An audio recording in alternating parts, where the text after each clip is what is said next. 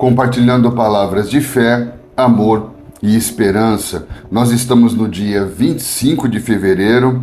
O tema do nosso devocional de hoje é Todos são discípulos. E o nosso texto base está em Mateus capítulo 10, versículo 25, que diz: Basta ao discípulo ser como seu mestre e ao servo como o seu senhor. O nosso texto devocional começa dizendo: discípulo, ser ou não ser? Eis a questão. Para muitos, o discipulado é visto como uma opção, mas será que realmente existe a possibilidade de não sermos discípulos? Será que existe um campo neutro à prova de influências? Alguém pode ser considerado cristão sem trilhar a jornada do discipulado de Jesus? Ser discípulo é ser seguidor, e seguir é se relacionar com pessoas, palavras e pensamentos que influenciam nossas escolhas e comportamentos. Pensando por essa perspectiva, a relação de discipulado parece ser inescapável. Mark Dever, autor da série 9 Marcas de uma Igreja Saudável, explica o que é um discípulo. Discípulo é um seguidor. O discípulo de Jesus segue os passos dele, agindo conforme ele ensinou e viveu. Contudo, segui-lo significa mais que isso. Significa, antes de mais nada, que você entrou em um relacionamento pessoal e salvador com ele. Ser discípulo de Jesus, em outras palavras, não tem início em algo que nós fazemos. O processo começa com algo que Cristo fez. Todos somos discípulos. A questão é de quem? Esse devocional de hoje, ele é muito importante porque ele vai nos fazer pensar na importância de nos posicionarmos de uma vez por todas com relação ao princípio do discipulado. Que não existe a possibilidade de alguém não ser discipulado por alguém ou por algo, por algum pensamento, por alguma influência, seja ela qual for e qual nível ela exerça sobre a nossa vida. Tudo que nos tornamos, tudo que fazemos, tudo que somos, de alguma maneira, foi influenciado pelas relações que nos formaram, porque as relações são formadoras, modeladoras. Então, de alguma maneira, todos nós fomos influenciados por pessoas, palavras, pensamentos que de alguma maneira afetaram quem somos, as decisões que tomamos, a forma como nos comportamos. Então, pensando por essa perspectiva, nós entendemos que a relação de discipulado é inevitável, que o discipulado é um princípio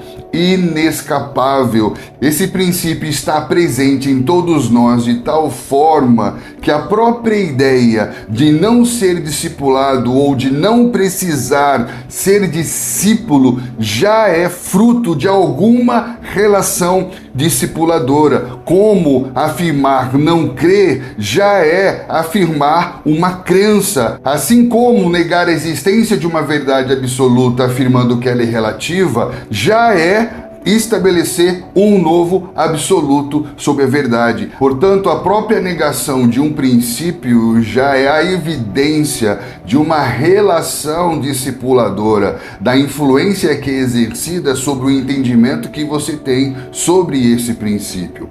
A questão que nos chama a atenção nesse devocional é que se o discipulado é inevitável e todos, de alguma maneira, são discipulados por alguém ou por algo, será que nós temos a opção de ser ou não ser discípulos? Hoje, dentro do nosso contexto, nós somos movidos pela cultura ou somos movidos pela escritura? O que você pensa sobre discipulado? Isso tem a ver com o que Jesus falou sobre discipulado? Será que existe, de fato, a opção de você escolher ou não escolher ser um discípulo de Jesus? Se o discipulado é inevitável e eu não estou sendo discipulado por Jesus, quem está nos discipulando? Quem está exercendo essa influência discipuladora sobre a nossa vida? Será que alguém pode ser considerado de fato um cristão sem trilhar a jornada do discipulado de Jesus? Será que o discipulado é um programa eclesiástico? Será que o discipulado é um serviço prestado pela igreja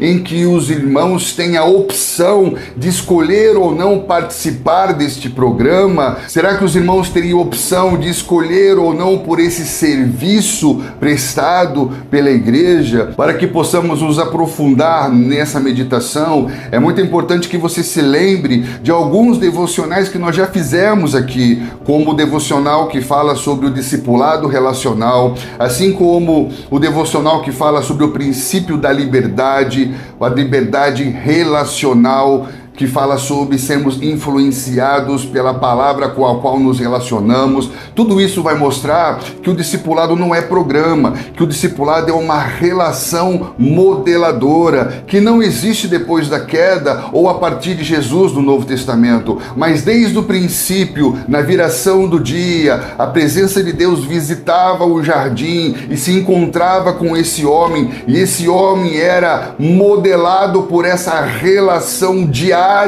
que ele tinha com Deus. Discipulado é uma relação que é desenvolvida e não um programa que é aplicado. Outro ponto importante a ser observado é que o discipulado é complexo, não no sentido de ser difícil ou complicado, mas complexo no sentido de ser constituído de princípios interdependentes. Isso significa que discipulado não é nada separado, mas é tudo funcionando junto. Como, por exemplo, muitos acreditam que o discipulado é um programa de integração de novos membros.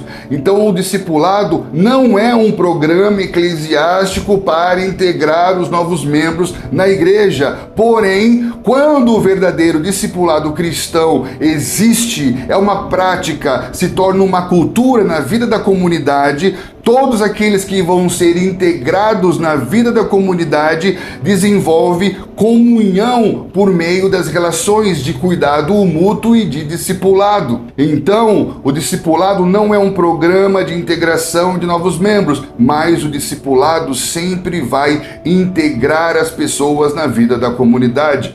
Da mesma maneira, o discipulado não é um programa educacional da igreja. Nós não criamos um programa com apostilas, com cursos. Isso não é discipulado. Isso é escola bíblica, isso é seminário, isso é academia teológica. O discipulado não funciona a partir de um cronograma. Nas escolas, nós temos um cronograma de assuntos, de matérias, de disciplinas. Já na relação do discipulado, a educação acontece, mas não é por cronograma, é por demanda. Jesus, à medida que se relacionava com os discípulos, conforme eles iam vivendo as circunstâncias, as situações, as demandas de aprendizado surgiam, e ele aproveitava essas situações para trazer ensinamentos práticos que eram importantes no processo de modelagem, de formação, de desenvolvimento e de crescimento integral dos seus discípulos. Portanto, o discipulado não é um programa eclesiástico de educação ou de estudos bíblicos, mas onde há o discipulado, existe uma dinâmica de aprendizado por demanda. Há uma educação que acontece a partir de um processo relacional. Da mesma maneira, o discipulado não é um programa de multiplicação e de crescimento da igreja. Não é um método, não é um modelo que você compra, você aplica para que traga crescimento numérico quantitativo para a sua comunidade. Porém,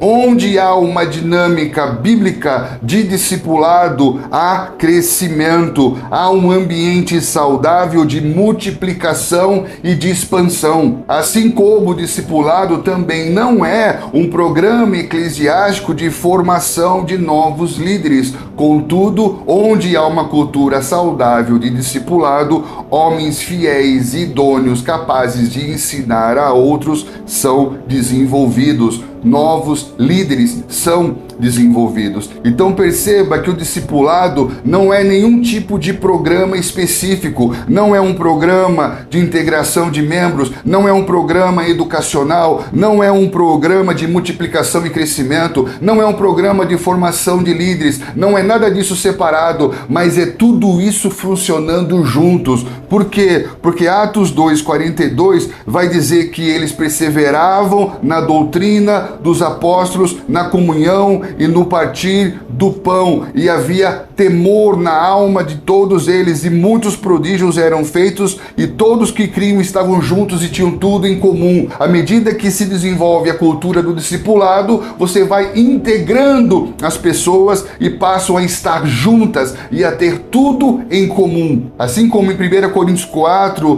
Paulo vai dizer: embora vocês tenham 10.000 tutores em Cristo, vocês têm poucos pais, pois em Cristo Jesus eu mesmo vos gerei por meio do Evangelho. Ele fala que nós podemos ter muitos ensinadores, um programa educacional, e não necessariamente viver a relação de discipulado, porque a relação de discipulado não está fundamentada numa tetes, na relação de professor e aluno, mas sim na relação de paternidade, a relação gestacional, uma relação pessoal. Atos capítulo 6, versículo 7 fala: e divulgava-se a palavra de Deus, e em Jerusalém se multiplicava o número dos discípulos, assim como muitos sacerdotes obedeciam à fé. Olha que interessante, aqui fala que a palavra de Deus crescia e os discípulos se multiplicavam. Ou seja, não é um programa de crescimento, mas quando todos esses aspectos funcionam, a palavra cresce e os discípulos se multiplicam.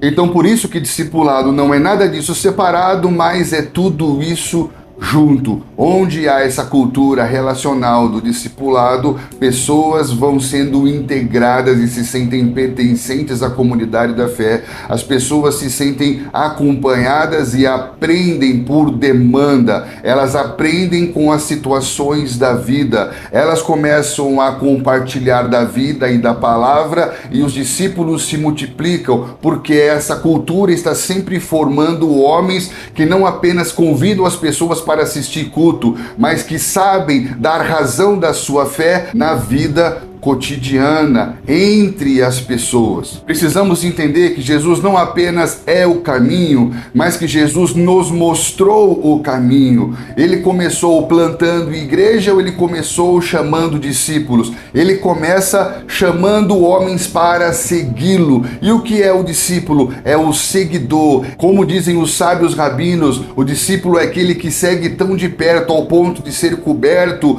pela poeira dos passos do seu mestre. O discípulo é o seguidor, é aquele que se esforça para se tornar como o seu mestre. Então Jesus chama discípulos, ele se reproduz nos seus discípulos, e quando esses discípulos se encontram, eles se tornam a expressão do corpo vivo do próprio Cristo. O que é a igreja? A igreja é quando nós estamos juntos e expressamos Cristo. Mas como que a igreja vai expressar Cristo se Cristo ainda não foi formado nas pessoas que constituem a igreja? O processo a partir do qual Cristo é formado nas pessoas é o discipulado. E a questão é que, em nome do pragmatismo eclesiástico, em busca de resultados imediatos, nós invertemos os fatores do processo. E no reino de Deus, a ordem dos fatores influenciam sim no resultado. Se nós plantamos igreja antes de formar Cristo nas pessoas, é muito provável que essa igreja não expresse Cristo. Por quê? Porque a igreja, para ser a expressão de Cristo, primeiro tem que passar pelo processo de ver Cristo sendo formado nas pessoas. Por isso que hoje um dos maiores perigos para a saúde espiritual da igreja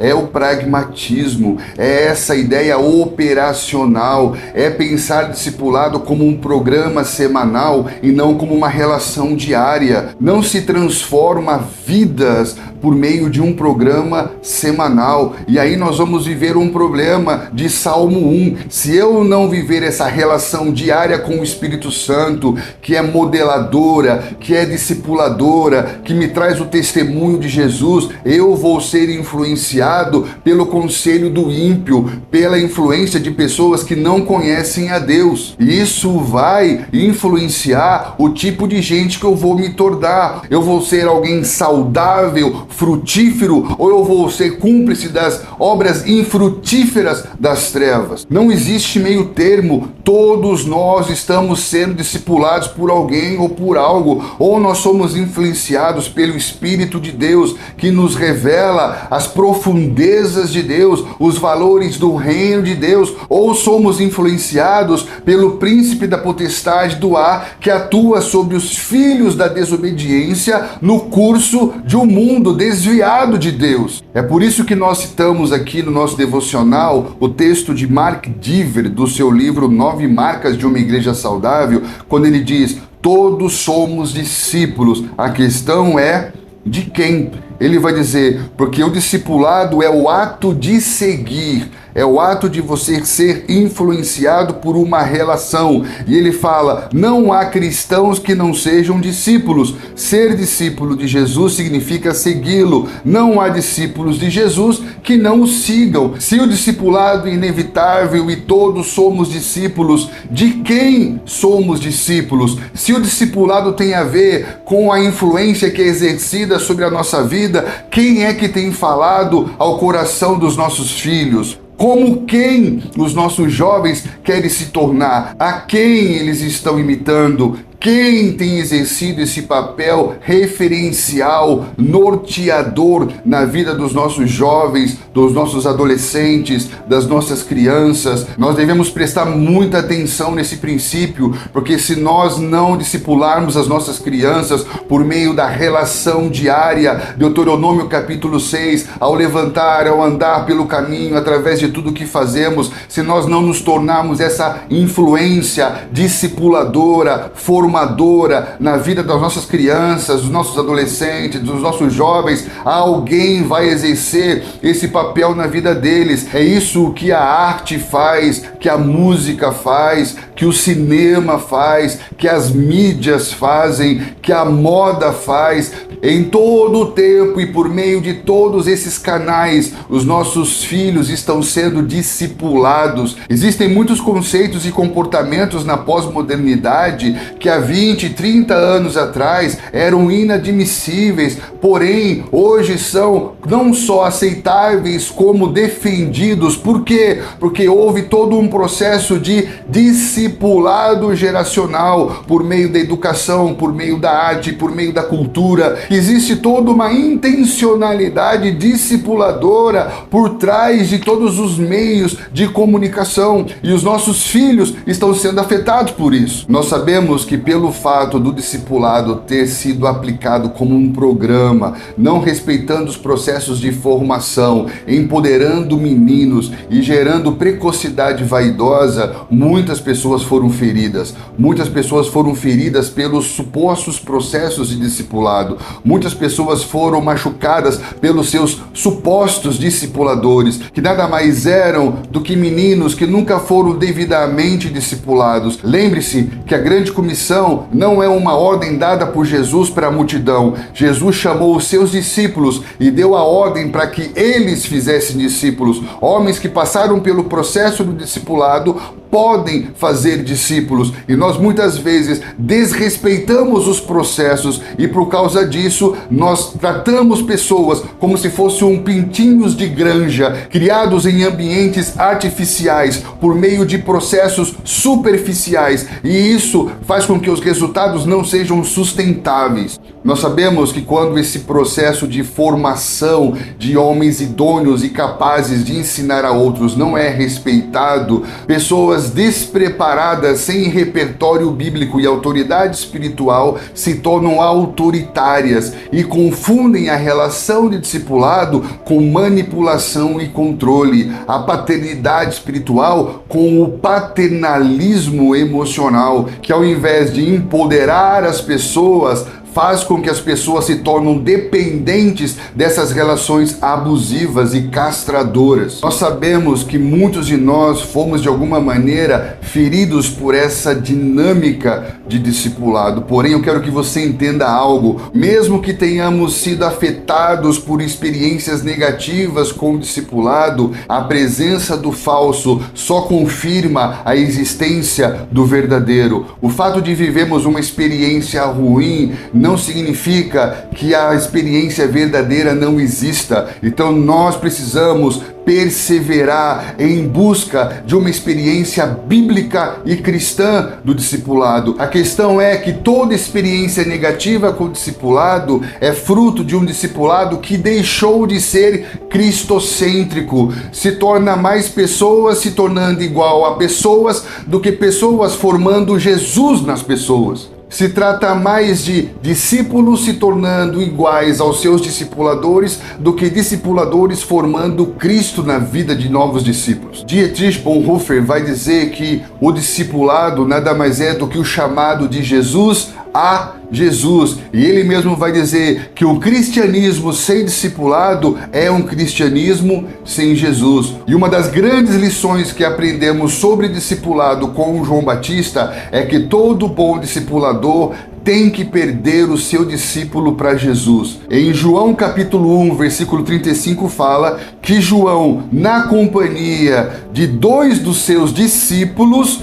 vendo Jesus passar, disse: "Eis o Cordeiro de Deus." E então os 2 discípulos, ouvindo ele dizer isso, seguiram Jesus. Olha que sensacional! O verdadeiro discipulado consiste no fato de apontar sempre para Jesus e sempre perdermos os nossos discípulos para Jesus. Por isso que Paulo vai dizer: sejam meus imitadores, como eu sou imitador de Cristo. Não me imite para ser igual a mim, mas me imite naquilo que estou imitando Cristo, no Cristo que está sendo formado em mim, porque não há ninguém, por mais poderoso que seja, que possa formar Cristo em você, senão pelo próprio Cristo que é formado em nós. Então lembre-se, todos nós somos discípulos, todos nós estamos sendo influenciados por alguém ou por algo, todos nós estamos seguindo algo ou alguém. Cuidado para não banalizar o ato de seguir num mundo em que todos nós temos milhares de seguidores, porque na cultura do discipulado de Jesus, o ato de seguir implica o ato de deixar. Essa era a grande diferença entre as multidões e os verdadeiros discípulos de Jesus, porque as multidões eram movidas por aquilo que desejavam ganhar, e os discípulos de Jesus imediatamente deixavam tudo para segui-lo. Portanto, todos nós somos discípulos, todos nós estamos sendo discipulados. Porém, os verdadeiros discípulos de Jesus são aqueles que deixaram tudo para segui-lo, para que ele seja formado em nós e nós possamos influenciar o processo pelo qual Cristo também é formado nas pessoas. Pense sobre isso, medite sobre isso, ore muito sobre isso, se posicione com relação a isso, compartilhe essa palavra com os irmãos, deixe aqui o seu comentário e nós nos encontramos aqui no nosso próximo devocional.